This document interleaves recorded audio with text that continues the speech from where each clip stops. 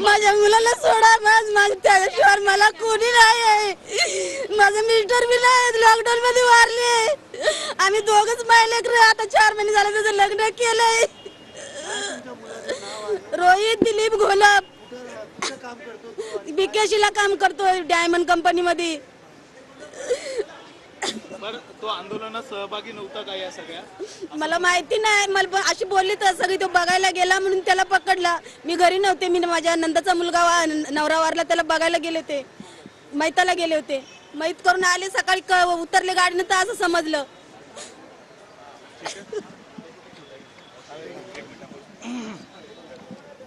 एक मिनिट बाहेर. कल्याण कोर्टाच्या बाहेर आंदोलकांच्या नातेवाईकांनी हंबरडा फोडलेला आहे.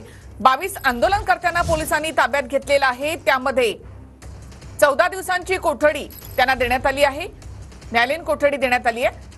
22 आंदोलनकर्त्यांना पोलिसांनी काल अटक केली होती, त्यातल्या 14 दिवसांची न्यायालयीन कोठडी त्यांना देण्यात आली आहे. बदलापूरमधल्या रेल रोकोमध्ये काही आंदोलकांनी पोलिसांवर दगडफेक केली होती आणि त्यांना पोलिसांनी ताब्यात घेतलेलं आहे. त्यानंतर आंदोलकांच्या नातेवाईकांनी कोर्टाच्या बाहेर गर्दी केली आहे. आमच्या मुलांना सोडा अशी मागणी या ठिकाणी आंदोलकांचे नातेवाईक करतायत. या 22 आंदोलकांना 14 दिवसांची न्यायालयीन कोठडी देण्यात आली आहे. बदलापूरमधल्या कालच्या आंदोलनामध्ये काही लोकांनी पोलिसांवर दगडफेक केली होती. त्यानंतर पोलिसांनी काही आंदोलकांना ताब्यातही घेतलं होतं. जवळपास 10हून अधिक तास आंदोलन त्या ठिकाणी चाललं होतं. आंदोलकांच्या नातेवाईकांनी आता कोर्टाच्या बाहेर गर्दी केली आहे आणि